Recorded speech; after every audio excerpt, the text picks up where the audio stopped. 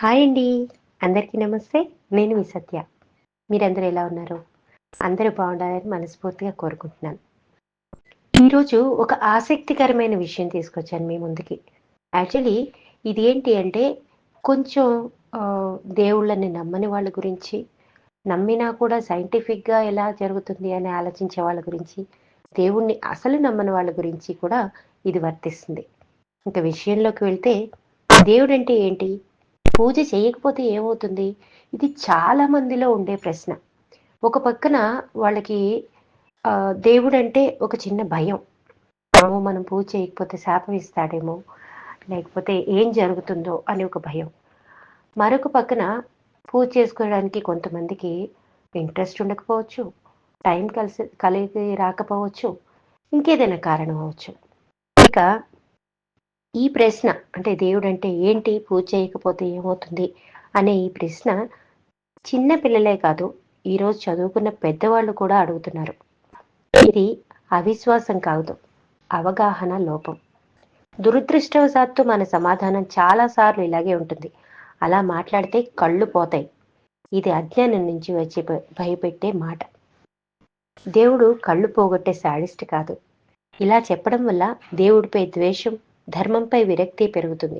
కాబట్టి పిల్లలకైనా పెద్దలకైనా భయంతో కాదు, బుద్ధితో అర్థమయ్యే సమాధానం చెప్పాలి. అసలు పూజ అంటే ఏంటి?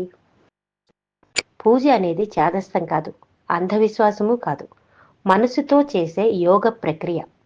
మన మెదడు, మన శరీరం, మన ఆలోచనలను శాస్త్రీయంగా శుద్ధి చేసుకునే ఒక మంచి విధానం. మన పూర్వీకులు దేవుడు అనే మాటలో శక్తి, చైతన్యం, సామరస్యం అన్న భావాలని దాచుంచారు. ఇందులో దీప ప్రజ్వలనం, త్రాటకం, నూనె దీపాన్ని రోజు 2-3 సార్లు అంటే తదేకంగా 2-3 నిమిషాలు చూడటం, దాన్ని త్రాటక యోగం అంటారు. దీనివల్ల లాభాలు ఏంటంటే కంటి జబ్బులు తగ్గుతాయి, ఏకాగ్రత పెరుగుతుంది, ఆలోచనలు స్థిరపడతాయి, నిద్ర సమస్యలు తగ్గుతాయి. ఇందుకే మన ఇళ్లల్లో, గుడుల్లో నూనె దీపం ముఖ్యమైనది. ఈ మధ్య కొంతమంది మనస్తత్వ శాస్త్రవేత్తలైతే ఏంటి, వైద్యులైతే ఏంటి, ఏకాగ్రత కుదరాలి అంటే మన స్టడీ టేబుల్ మీద ఒక అగరబత్తి కానీ, ఒక క్యాండిల్ కానీ పెట్టుకొని అదే వెలుగుని ఏకాగ్రతతో రెప్పవేయగలిగినంత సేపు దాన్ని అలా చూస్తూ ఉండమన్నారు. దాని తర్వాత మనం కళ్ళు మూసుకొని ఏదైతే మనం వెలుగుని చూస్తామో ఆ వెలుగుని బురుకుటి మీదకి వచ్చేట్టు కాన్సన్ట్రేట్ చేయమంటున్నారు. అదే అప్పట్లో మన పెద్దలు చెప్పింది ఈ దీప ప్రజ్వలనం. నెక్స్ట్ మంత్ర జపం, మెదడుకి వ్యాయామం ఇది. మంత్రం అంటే అర్థం తెలియకూడదు అనుకోవడం తప్పు. మంత్రం అంటే అక్షరాల క్రమం, లయ, శ్వాస నియంత్రణ. 11 సార్లు మంత్రం జపిస్తే, ఏ మంత్రం అయినా సరే 11 సార్లు జపిస్తే నాలికకి అది వ్యాయామం అవుతుంది. ఉచ్చారణ స్పష్టంగా ఉంటుంది, ధారణా శక్తి పెరుగుతుంది, మాట మీద పట్టు ఉంటుంది, స్టేజ్ ఫియర్ తగ్గుతుంది.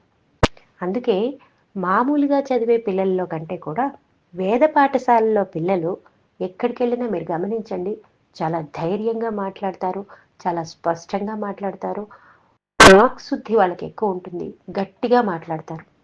ఇవన్నీ కూడా మంత్ర జపం చేస్తే కలిగే లాభాలు.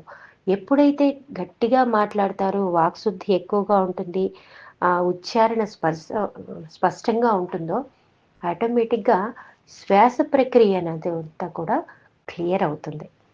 దీనికి ఈ లాభం ఉంది. దేవాలయ పూజలోని శాస్త్రం ఏంటి అంటే మూల విరాట్. భూమిలో ఎలక్ట్రానిక్ ప్లస్ మ్యాగ్నెటిక్ తరంగాలు కలిసే చోట మూల విరాట్ని ప్రతిష్ఠిస్తారు. రాగి రేకులు వాటిని శోషించడంలో సహాయపడతాయి. ఏదైనా సరే మూల విరాట్ ప్రతిష్ఠించేటప్పుడు రాగి రేకులతో యంత్రాన్ని తయారు చేసి ఆ కింద దాన్ని వేసి ఆ పైన మంత్రోచ్చారణలతో దేవుణ్ణి ప్రతిష్ఠిస్తారు. ఏదైతే ఈ రాగి రేకు ఉంటుందో వాటిలో ఎలక్ట్రానిక్ అండ్ మ్యాగ్నెటిక్ తరంగాలు అనేవి ప్రసరిస్తూ ఉంటాయి ఎప్పుడూ కూడా. ఇక ప్రదక్షిణ, గుడికి వెళ్తే మనం మ్యాక్సిమం ప్రదక్షిణ చేయకుండా అయితే రాము. ఈ ప్రదక్షిణ ఎలా ఉంటుంది? క్లాక్ వైజ్ దిశలో మనం తిరగడం వల్ల భూమి గమనానికి అనుకూలంగా శరీరం స్పందిస్తుంది. శక్తి ప్రవాహం మనలోకి వస్తుంది. ఇది వేదిక్ ఆర్కిటెక్చర్ ఆధారంగా రూపొందింది. పొద్దున్నే లేచి దేవాలయానికి వెళ్ళి ప్రదక్షిణ చేయడం వల్ల నడక అలవాటు ఆరోగ్యాన్ని ఇస్తుంది. ఇప్పుడు ఉదయం నడక అని పార్కుల్లో రోడ్ల మీద పరిగెత్తుతున్న ప్రక్రియనే ఆధ్యాత్మికత జోడించి పొద్దున్నే లేచి దేవాలయంలో 3 సార్లు, ఇంకా ఓపికంటే 11 సార్లు ప్రదక్షిణ చేయమనేవారు. ఇప్పుడు ఇప్పుడున్న కాలమాన పరిస్థితులను బట్టి మనం జాగింగ్ చేయడానికి మనకి టైం ఉంటుంది, కానీ గుడికి వెళ్ళి ప్రదక్షిణ చేయడానికి టైం ఉండదు. అంటే నన్ను అడిగితే ఈ జాగింగ్ అంటూ మనం చేసేదానికంటే కూడా గుడిలో మనము క్లాక్ వైజ్గా ఒక ప్రదక్షిణం చేయడం వల్ల ఈ శరీరం నుంచి ఒక రకమైన శక్తి మనకి ఉత్పన్నం అవుతుంది. అంటే ఇది జాగింగ్ వల్ల రాదా అంటే వస్తుంది, కానీ ఇలా గుడిలో ప్రదక్షిణం చేయడం వల్ల ఏమవుతుందంటే ఈ మ్యాగ్నెటిక్ తరంగాలు, ఈ మూల విరాట్ కింద ఉన్న మ్యాగ్నెటిక్ తరంగాలు ప్లస్ మనం ఇలా క్లాక్ వైజ్గా తిరగడం వల్ల వచ్చే శక్తి తరంగాలు కూడా మన బాడీ అబ్జార్బ్ చేసుకోవడం వల్ల జాగింగ్ కంటే కూడా ఎక్కువ మంచి ఫలితాలను ఇచ్చే అవకాశాలు అయితే ఉన్నాయి. ఇక ఆభరణాలతో దర్శనం చేసుకోవడానికి వెళ్తాం. ఇప్పుడు గుడికి వెళ్ళాము అంటే ఆడవారు మ్యాక్సిమం ఏదో ఒక ఆభరణాలు ధరించే వెళ్తారు. అది మనం ఏమనుకుంటామంటే గుడికి వచ్చారు పెద్ద ఆర్భాటంగా ఇవి చూపించడానికి, అవి చూపించడానికి, ఈ నగలు ఆధార్పణం చూపించడానికి అని. కానీ నగలు సంపద ప్రదర్శన కోసం కాదు. బంగారు, వెండి వంటి లోహాలు శక్తి తలంగాలను బాగా గ్రహిస్తాయి. మనం వేసుకుని వెళ్ళే ప్రక్రియ కాకుండా భగవంతుడికి కూడా చాలా వరకు బంగారు, వెండి లాంటి ఎన్నో మెటల్స్తో కూడుకున్న నగలు వేస్తారు. అవి కింద ఉన్న మ్యాగ్నెటిక్ తరంగాలతో పాటు ఇవి కూడా మమేకమయ్యి మనకి శక్తి తరంగాలను బాగా గ్రహించుకునేట్టు చేస్తాయి. ఇక కొబ్బరికాయ పై టెంక అహంకారం, లోపలి కొబ్బరి శుద్ధమైన మనసు, నీళ్లు ప్రేమ, కరుణ, తీయదనం, అహంకారం పగిలితే మనసు పవిత్రమవుతుంది అన్న సంకేతం. అందుకే అయ్యప్ప దీక్షల సమయంలో కొబ్బరికాయ లోపలకు నూనె పోయిస్తారు. అది మనిషి ఒక ఏకాగ్రతకు చిహ్నం. ఇంకా మంత్రాలు అండ్ న్యూరాన్లు, ఫోన్ నెంబర్ గుర్తించుకోవడానికి పద్ధతి వాడినట్లే మంత్రాల్లో అక్షర క్రమం మెదడులో న్యూరాన్లను ఉత్తేజితం చేస్తుంది, జ్ఞాపక శక్తిని పెంచుతుంది. గర్భగుడి ద్వారం నేరుగా కాక పక్కకు ఉండటం, శక్తి నేరుగా కాక శరీరానికి అనుకూలంగా ప్రవేశించడానికి. అందుకే మనం గర్భగుడిలో దర్శనం చేసుకునేటప్పుడు భగవంతుడికి, దేవుడి విగ్రహానికి మనం డైరెక్ట్గా ఎదురుగా నిల్చోకూడదు అంటారు. అది కొంచెం ఒక పక్కకి నిలబడడం వల్ల ఏమవుతుందంటే ఆ శక్తి మన శరీరాన్ని అంతటికీ కూడా అనుకూలంగా ప్రసరించేట్టు వస్తుంది. ఇక అభిషేకం పంచలోక విగ్రహాలపై పాలు, తేనె, నీళ్లు భూమి తరంగాలతో కలిసి ఔషధ గుణాన్ని పొందుతాయి. అభిషేక జలాన్ని సేవించడం ద్వారా చాలా రోగాలకు ఉపశమనం కలుగుతుంది. ఇక హారతి పచ్చకర్పూరం ఔషధ గుణాలు కలిగి ఉంటుంది. హారతి తీసుకునేటప్పుడు వెచ్చదనం కళ్ళకు తగిలేలా చేయాలి. ఇది ఆయుర్వేదంలో స్వేదకర్మ కర్పూర హారతిని సేవించారు ద్వారా చాలా రోగాలకు ఉపశమనం కలుగుతుందని చెప్పడం జరిగింది. జలుబు చేస్తే చిన్న కర్పూర బిళ్ళను కర్చీఫ్లో కట్టుకుని వాసన చూడు, జలుబు దగ్గుపోతుంది అంటారు. విక్స్ ఇన్హేలర్ ఇదే కాన్సెప్ట్తో వచ్చిన మోడర్న్ ప్రోడక్ట్. ఇక తీర్థం తులసి, లవంగం, కర్పూరం, పంచామృతం జీర్ణక్రియకు, శరీర శుద్ధికి, మనసు ప్రశాంతతకు తోడ్పడుతుంది.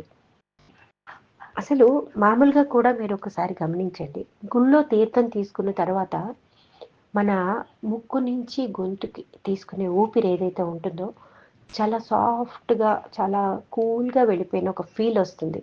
ఎందుకంటే అందులో ఈ తులసి, లవంగం, కర్పూరం ఇవన్నీ కలిపితే చేసిన తీర్థం అన్నమాట. అది మన ఆరోగ్యానికి మంచిది, మన శ్వాసకోశకి మంచిది, మన జీర్ణ ప్రక్రియకి కూడా చాలా మంచిది. అలాగే ఇలా ఎన్నో లాభాలు మనకి గుడి నుంచి, మనం పెట్టుకునే దండాల నుంచి, అంటే భగవంతుడున్నాడు అనే నమ్మకంతో పెట్టుకునే దండం ఒక మనసుకి ఒక ప్రశాంతతని చేకూరుస్తుంది. అసలు వీటన్నిటికీ బాధ్యత ఎవరిది? పిల్లలని భయపెట్టడం కాదు. మూఢనమ్మకాలు నేర్పడం అసలే కాదు. శాస్త్రీయంగా ధర్మాన్ని అర్థమయ్యేలా చెప్పడం. ఇదంతా పెద్దల బాధ్యత. హిందూ ధర్మం అంటే గుడ్డి నమ్మకం కాదు, భయం అసలే కాదు. శాస్త్రం, ఆత్మజ్ఞానం. అది తెలియకుండానే మనమే దానిని తప్పుగా పరిచయం చేస్తున్నాం. నువ్వు పలానా పని చేయకపోతే దేవుడు నీకు పనిష్మెంట్ ఇస్తాడు. ఇలా ఎక్కువ మాట్లాడితే దేవుడు పనిష్మెంట్ ఇస్తాడు. కళ్ళు పోతాయి, పాపం చుట్టుకుంటుంది. ఇవన్నీ మనకి మనంగా పెట్టుకున్న కొన్ని కట్టుబాట్లు అన్నమాట. అంతేకాని భగవంతుడు అనేవాడు తన బిడ్డలకి ఏ తండ్రి కూడా అపకారం చెయ్యాలి అనుకోడు. ఇంతకీ లాస్ట్లో నేను చెప్పొచ్చేది ఏంటంటే, మంచి అనేది మనం చేసుకుంటూ పోవాలి.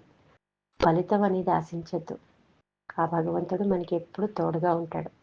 సర్వే జన సుఖినో భవంతు. మరొక మంచి ఆసక్తికరమైన విషయంతో మళ్ళీ మీ ముందు అంటాను. అంతవరకు సెలవు. మీ సత్య. నమస్తే.